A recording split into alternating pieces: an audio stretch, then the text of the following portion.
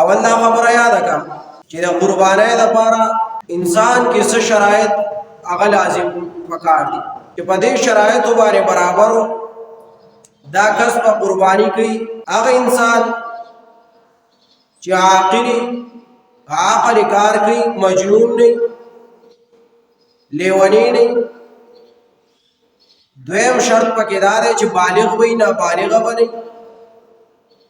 دریم شرط پکې دا دی چې مقیم وي، په کلي کې وي، مسافر بني. څلورم شرط پکې دا دی چې مسلمان وي، کافر بني. او پنځم شرط پکې دا دی چې د ایام د قربانۍ کې په ورځو د قربانۍ کې به دغه کس صاحب نصاب وي.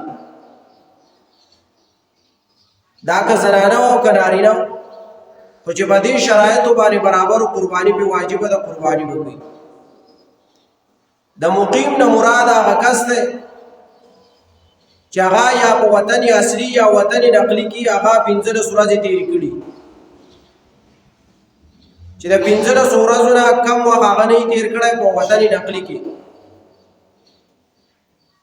اوس بعضې خلک ته هغه مسافر شمارلی کېږي، موږ ورته مسافر وایو خو لیکن مسافر نه دي. لکه ملیشیا، دوبۍ، سعودي وغیره کې کم خلک پاتې کېږي، موږ وایو پلان کې مسافر دی. دا مسافر نه دی، د باندې قرباني لازمه ده که چېرته په دې مخکنو شرایطو باندې برابر. خو عاقل، بالغ، مقیم، مسلمان او صاحب نصاب کېدل ورله شرط او لازم. که په دې شرایطو باندې برابر نو اوس په قرباني کوي، اوس په څاروي ذبح کوي.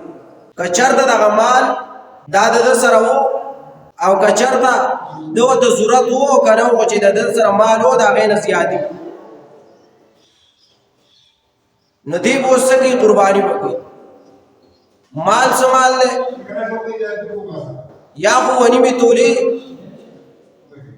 سره زر هغه چې د سړي سره موجودي یا د زنانه سره موجودي، قرباني پې لازمه ده کوي.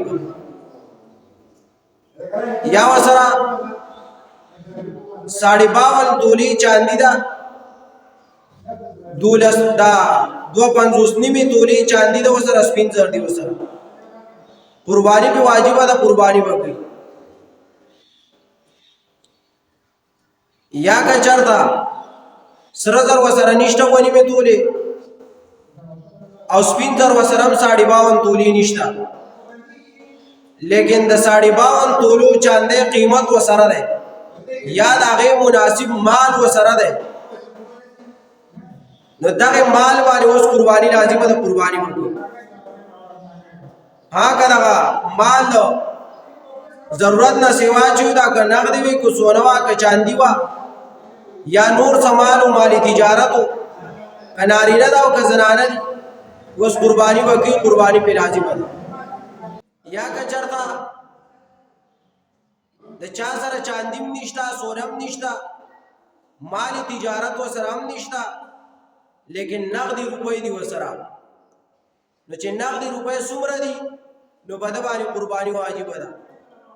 چې د یو کس سره په دغې 3 ورځو کې د اختر کم 3 ورځې چې دي د لوی اختر، په دغې 3 ورځو کې ورسره 1,40,950 روپۍ وي، نو قرباني پې واجبه ده، قرباني به کوي. چې په دغې 3 ورځو کې ورسره دا روپۍ برابر وي 1,41,950 روپۍ. که چېرته دا ورسره وي نو قرباني پې واجبه ده، اوس په قرباني کوي.